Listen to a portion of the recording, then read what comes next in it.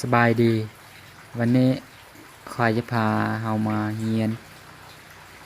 คณิตศาสตร์ชั้นมัธยมศึกษาปีที่2เรามาเริ่มกันที่ภาคที่1จำนวนปกติและจำนวนจริงบทที่1เลขส่วนบทฝึกหัดข้อที่1คำถามมีดังนี้จงเขียนจำนวนต่อไปนี้ภายใต้รูปแบบเลขส่วนข้อ1น้อย 2.1 ข้อ2น้อย 3.4 ข้อ3น้อย 10.5 ข้อ4น้อย 2.14 ข้อ5น้อย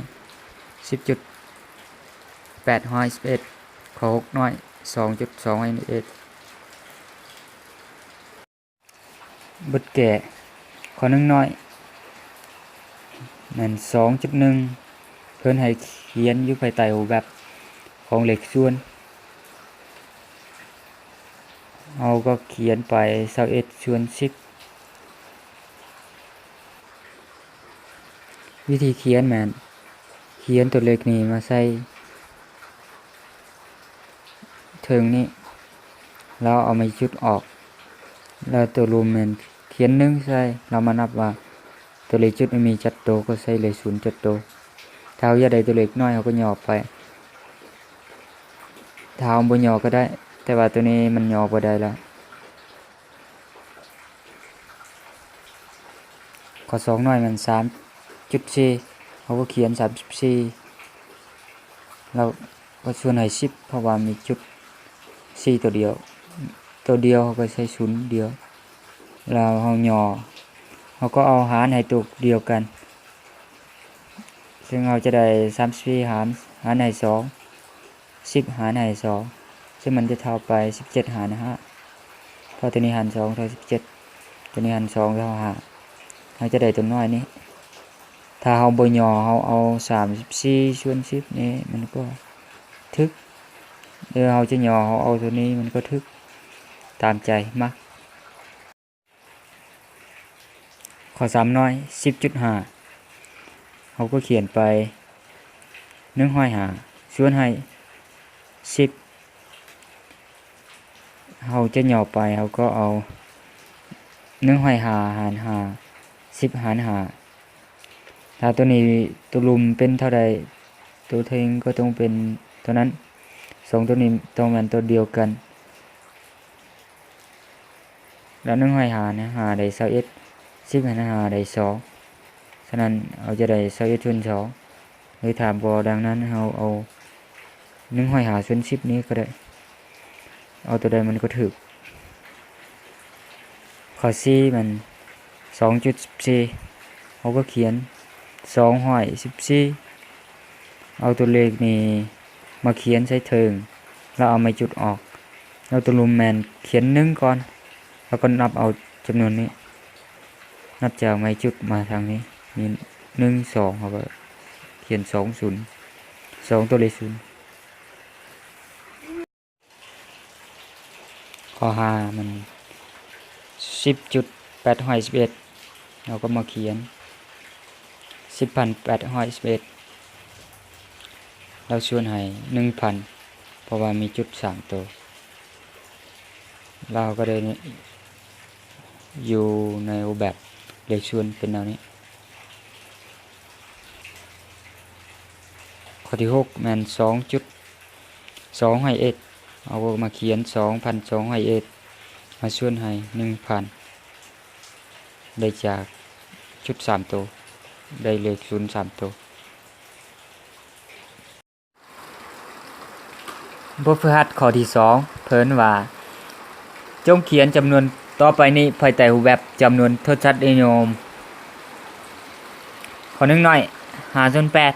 ข้อ2น้อย 18/25ข้อ3น้อย 831/15ข้อ4น้อย 2/125ข้อ5น้อย 6/75ข้อ6น้อย 10/125บทแก่ข้อที่2มีดังนี้ข้อ1น้อย5/8เท่ากับ 0.625ข้อ2น้อย 18/25เท่ากับ 0.72 อ3น้อย8ห้อย31ส่วน15เท่ากับ55.4ข้อ4น้อย2ส่วน1ห้อย25เท่ากับ0.016ข้อ5น้อย6ส่วน75เท่ากับ0.08ข้อ10ข้อ6น้อย10ส่วน1ห้อย25เท่ากับ0.08จำนวนทศนิยมก็คือเลขจุกฉะนั้นเพิ่นให้เลขส่วนมาเฮาอยากได้เลขจุดเฮาก็เอาเลขส่วนในหารแล้วผลออกก็คือจำนวนทศนิยมสำหรับข้อที่2เฮาก็เอาจำนวนเลขส่วนนี้หารกันเอาตัวถึงหารตัวรุมได้จำนวนทศนิยมนี้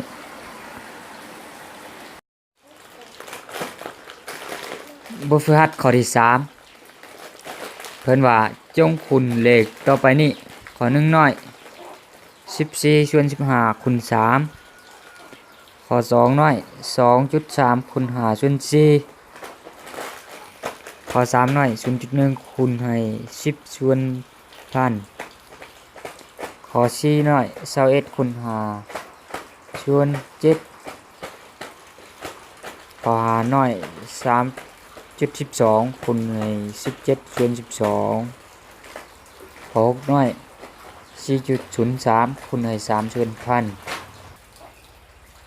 บทเกมีดังนี้ข้อ1น้อย14ส่วน15คูณ3เราก็ได้14คูณ3ส่วนให้15 14คูณ3ได้42ฉะนั้นเราได้42ส่วน15ข้อ2น้อย 2.3 คูณให้5ส่วน4เราก็ได้ 2.3 คูณ5ส่วนให้4 2.3 คูณ5ได้ 11.5 เราก็ได้ 11.5 ส่วน4ข้อ3น้อย 0.1 คูณให้10ส่วนพันเราก็ได้ 0.1 คูณให้10ส่วนให้พัน 0.1 คูณ10ก็ได้1เราได้1ส่วนพันข้อ4 21คูณให้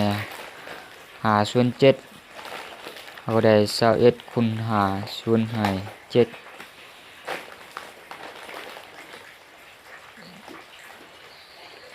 21คูณ5ได้105ส่วน7 105หารให้7ได้15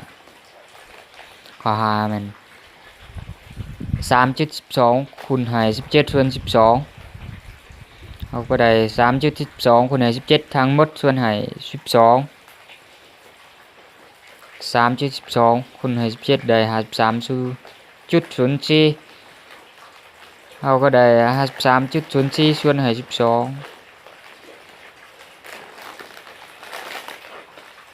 ข้อ6 4.03 คูณให้3ส่วนพันเราก็ได้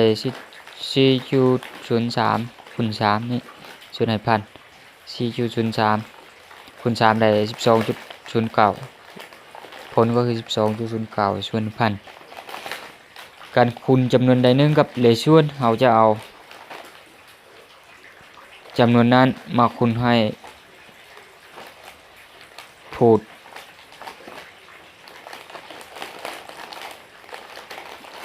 จำนวนผูด